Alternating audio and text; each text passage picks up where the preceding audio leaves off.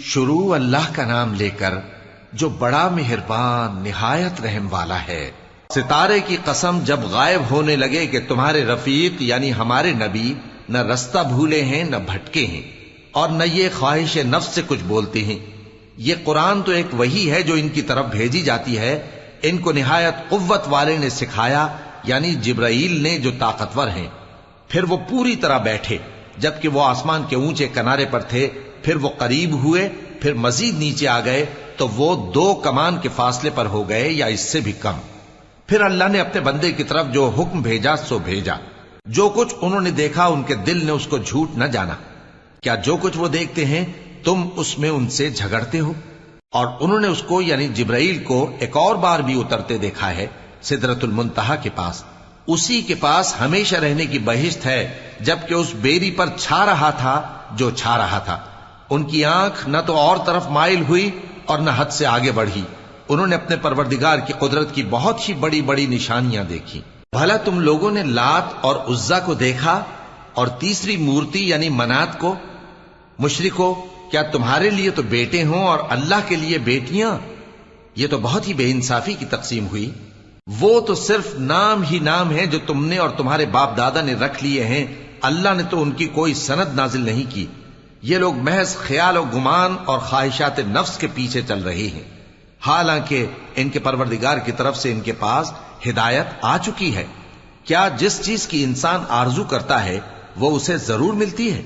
سو آخرت اور دنیا تو اللہ ہی کے ہاتھ میں ہے۔ اور آسمانوں میں بہت سے فرشتے ہیں جن کی سفارش کچھ بھی فائدہ نہیں دیتی مگر اس وقت کہ اللہ جس کے لیے چاہے اجازت بخشے اور سفارش پسند بھی کرے۔ جو لوگ آخرت پر ایمان نہیں لاتے وہ فرشتوں کو لڑکیوں کے نام سے موسوم کرتے ہیں، حالانکہ ان کو اس کی کچھ خبر نہیں۔ وہ صرف خیال و گمان پر چلتے ہیں، جبکہ خیال و گمان حق کے مقابلے میں کچھ کام نہیں آتا۔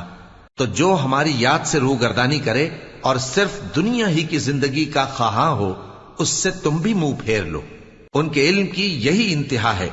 تمہارا پروردگار اس کو بھی خوب جانتا ہے جو اس کے رستے سے بھٹک گیا، اور اس سے بھی خوب واقف ہے جو رستے پر چلا۔ اور جو کچھ آسمانوں میں ہے اور جو کچھ زمین میں ہے سب اللہ ہی کا ہے، اور اس نے خلقت کو اس لیے پیدا کیا ہے کہ جن لوگوں نے برے کام کیے ان کو ان کے اعمال کا بدلہ دے، اور جنہوں نے نیکیاں کی ان کو نیک بدلہ دے۔ جو صغیرہ گناہوں کے سوا بڑے بڑے گناہوں اور بے حیائی کی باتوں سے اجتناب کرتے ہیں، بے شک تمہارا پروردگار بڑی بخشش والا ہے۔ وہ تم کو خوب جانتا ہے۔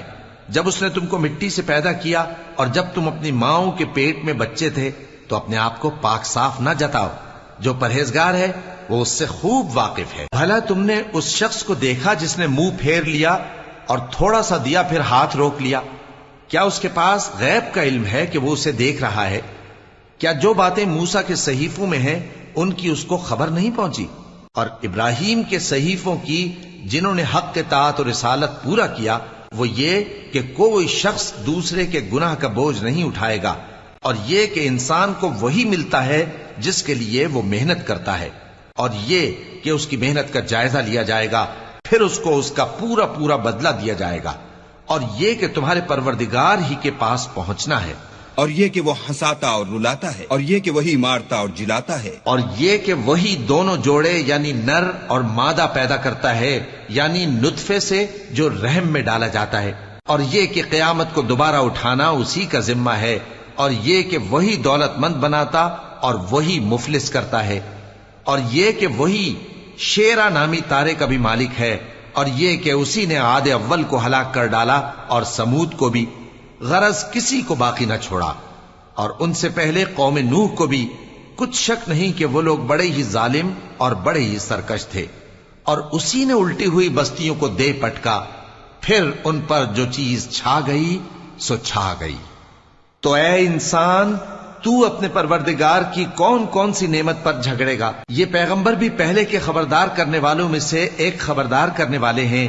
آنے والی یعنی قیامت قریب آ پہنچی، اس دن کی تکلیفوں کو اللہ کے سوا کوئی دور نہیں کر سکے گا۔